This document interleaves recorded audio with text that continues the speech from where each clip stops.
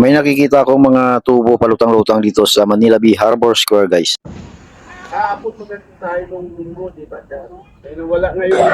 Ayan guys, bigla lang shoutout. Nandito tayo sa Harbor Square sa Manila Bay. Ngayon ay nakita ko may mga tubo na nilatag sa karagatan or sa tubig dito sa Harbor Square. Ang tubo ay connected sa likod ng Philippine Navy. Ito kasi guys ang Harbor Square dito sa may Manila Yacht Club. Dito ang daungan ng Philippine Navy ngayon. Ilang buwan akong hindi nakapag-pasyal dito at nakita ko may mga tubo.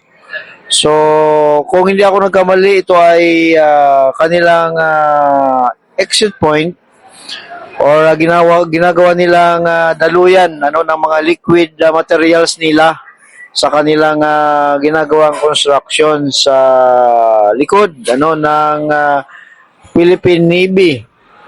Or kung hindi naman ako nagkamali ay ito ay connected sa kanilang dredging activity. Ito kasi ang Manila Yacht Club guys, medyo stagnant or hindi gumagalaw ang tubig dito dahil nga sa breakwater or bato para depensa sa alon sa kanilang mga yate. Ngayon ang mga burak namuuna sa ilalim ng tubig, so yan ang kanilang problema kasi maring bumababaw na ang tubig at dahilan para sumayad ang kanilang mga yate. So sa pamamagitan ng dredging, mababawasan or mapalalim ang area nang sa gayon ay hindi sumayad ang kanilang mga yate. Sa nakikita nyo, sa unahan po ay may mga yate at dito naman sa harapan ay yung daungan ng Philippine Navy at saka yung tubo na HDPE pipe na nakalatag na may mga yelo na mga palutang. Isa rin sa nagustuhan ko dito guys, ang mga punong kahoy dito lang sa gilid lang ng Harbor Square. So, ang kabila po niyan ay PICC na. At dito may makikita kang mga ibong tagak at may nag-aalaga po dito sa ang tawag nila ay si Kagawad.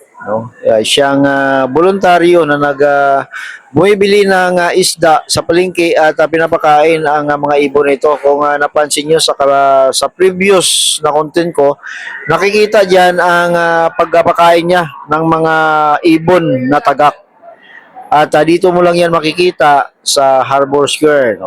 So nakikita nyo naman ang lalaki ng punong kahoy na siyang nagbibigay ng lilim at paboritong tambayan ng mga tao. Itong lugar na ito guys, magandang pasyalan, pampamilya, pambarkada, or kung may mga loved ones kayo dyan, pwede po ito. At safety naman ang lugar na ito dahil nga may mga nagrurunda or may nagbabantay na mga security guard. Pwede po ang lugar na ito mamingwit, allowed po mamingwit dito mula umaga hanggang alas 6 ng hapon kung hindi ako nagkamali. Mag-ingat lang sa mga pag-swing ng mga kawil kasi nga may mga minsan may mga dumadaan na namamasyal sa lugar na ito, so baka po matamaan ang inyong mga kawil at masugatan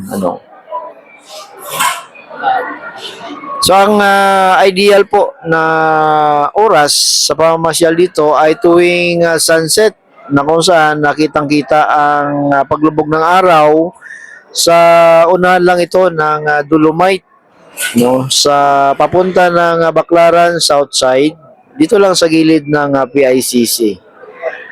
Sari-saring isda din ang makukuha nila tulad ng tilapia. Minsan pag tag-ulan, pumapasok dito ang bangus na siyang paboritong bingwitin ng mga namimingwit.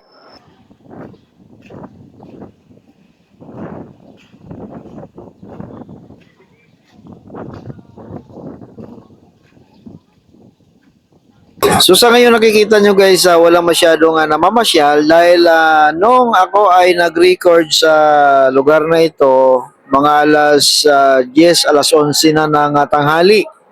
Ang init. Sabi ko nga, ang ideal na pamamasyal dito ay tuwing sunset. So sa mga oras na ito ay wala pa masyadong namamasyal dahil nga sa sobrang init ng panahon ngayon. Pero kitang-kita nyo naman ang kagandahan at kalinisan ng lugar na ito. Lalong-lalo na ang karagatan guys. At makikita nyo walang masyadong basura. Wala masyado kasi guys, hindi naman talaga masiro ang karagatan na masasabi nating walang basura.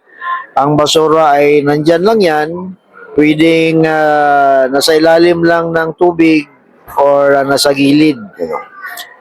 So, pero so far guys, maganda, maliwalas at safe ang lugar. Marami ring kainan dito, mga fast food. And may mga kapihan, mga bar, restaurant, shabu-shabu, barbecue, Korean barbecue, nandito guys lahat. Wala kayong alalahanin sa pagkain, basta may pira lang nadala. Kasi ang lugar na ito ay almost nandito na lahat. So far, ang area na to ay dinidevelop pa. Kung nakikita nyo, yung mga tubo dyan at mga dredging materials nila ay nandyan para i-develop pa ang lugar na ito. Oh, and para sa ikabubuti din ng mga yati.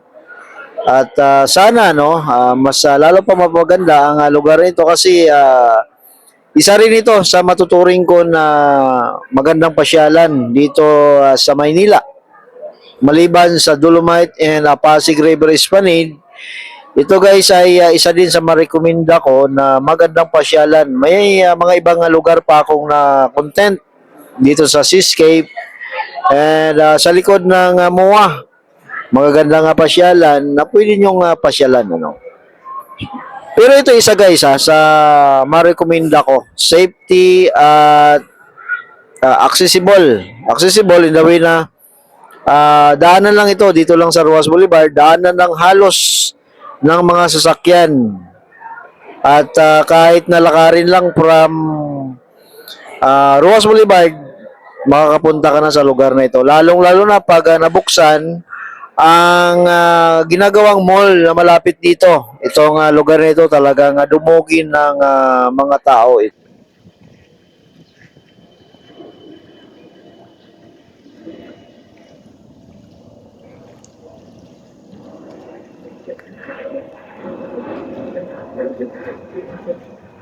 So habang ako'y nakaupo sa isang kapihan dito sa Harbor Square, nakikita kong patras itong sasakyan tugboat ng Philippine Navy. Marahil siya ay magpapatrolya or baka may pupuntahan lang. No?